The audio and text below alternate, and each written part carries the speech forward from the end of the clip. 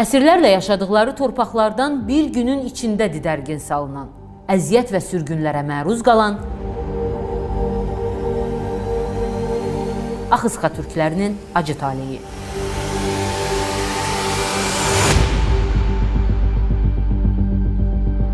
Onların dilləri Azərbaycan və Türkiyə türkçəsinə çox yaxındır. Şehitlerimiz yatan. Axısqa sözü yeni qala mənasını verir. Gürcüstanın Türkiyə ilə sərhəddində yerləşən Axısqa 2700 illik türk yurdudur. 1578-ci ildə Osmanlılarla Səfəvilər arasında baş verən çıldır döyüşündən sonra onların yaşadığı ərazi Osmanlı imperiyasına qatılır. Osmanlı hakimiyyəti altında yaşadıkları 250 il ərzində Axısqalılar üçün camilər, mədrəsələr, kitabxanalar tikilir, mədəniyyətləri inkişaf edir. Ancaq 19-cu əsrin əvvəllərində Rusiya imperiyasının cənuba doğru genişlənməsi ilə bütün Qafqaz türkləri ilə bərabər Axısqalılar üçün də faciəvi dövr başlayır.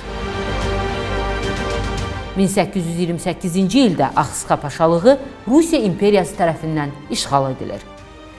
Ədirnə müqaviləsi ilə Axısqanın işğalı rəsmiləşir.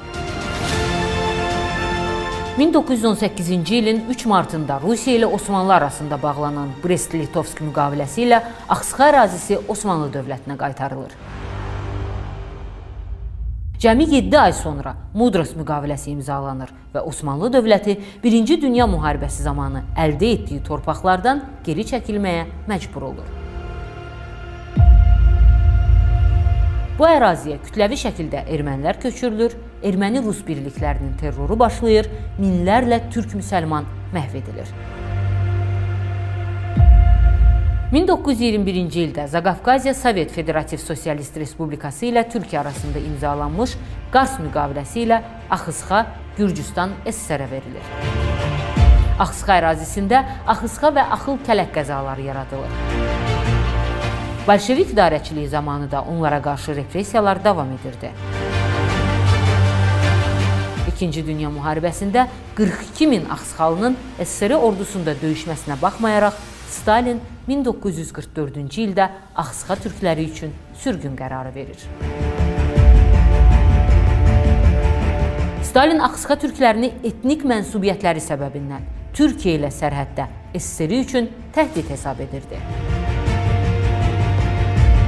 Beləliklə, 1944-cü ilin 14 noyabrında Axısqa türklərinin Mərkəzi Asiyadakı Sovet Respublikalarına köçürülməsi başlayır.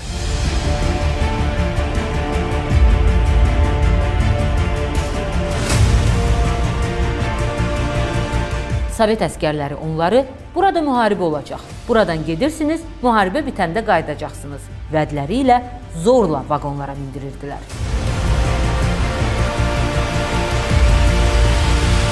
Əhali heyvanların daşındığı vaqonlarda sürgün olunur.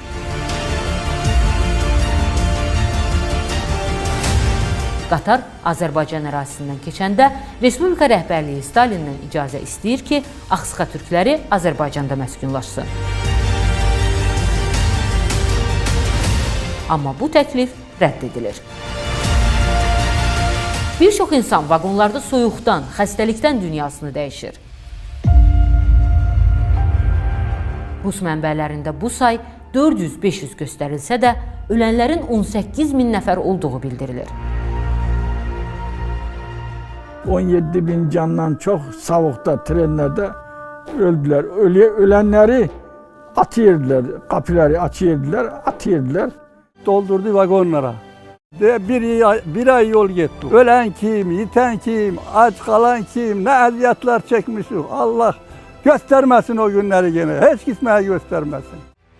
Sağ qalanlar Özbəkistan, Qazaxıstan və digər sərhəd ərazilərdə məskunlaşır. SSR dövründə əmək düşərgələrində hətta qadın, uşaq, yaşlılar istismar edilir, ən ağır işlərdə işlədilirdi.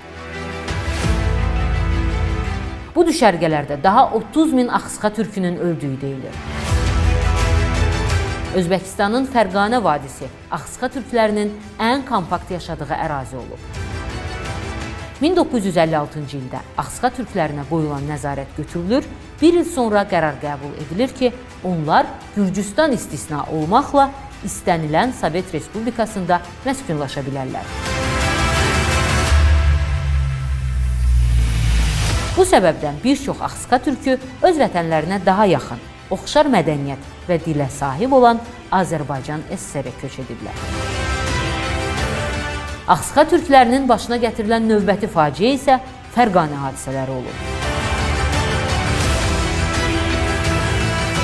SSR Dövlət Təhlükəsizlik Komitəsi illərdir birlikdə yaşayan özbəklərlə Axsqallar arasında süni qarşıdurma yaradır. Ağıllı hesablanyan suç ali cəza verişdi.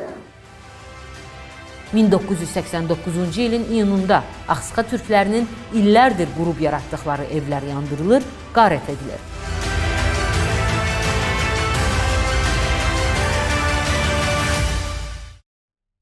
Bundan sonra Axsqa türkləri dünyanın bir çox yerinə səpələnir. Hazırda ölkəmizdə Axsqa türkləri Bakı, Saatlı, Quba, Sabirabad, Xaçmaz və sair bölgələrdə məskunlaşıblar.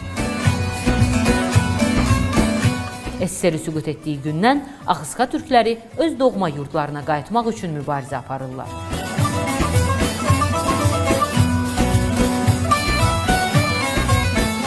2007-ci ildə Gürcüstan hökuməti Avropa Şurası qarşısında Axsqa türklərinin öz torpaqlarına geri qaytarılması ilə bağlı öhdəlik götürsə də, bu hələ ki yerinə yetirilməyib.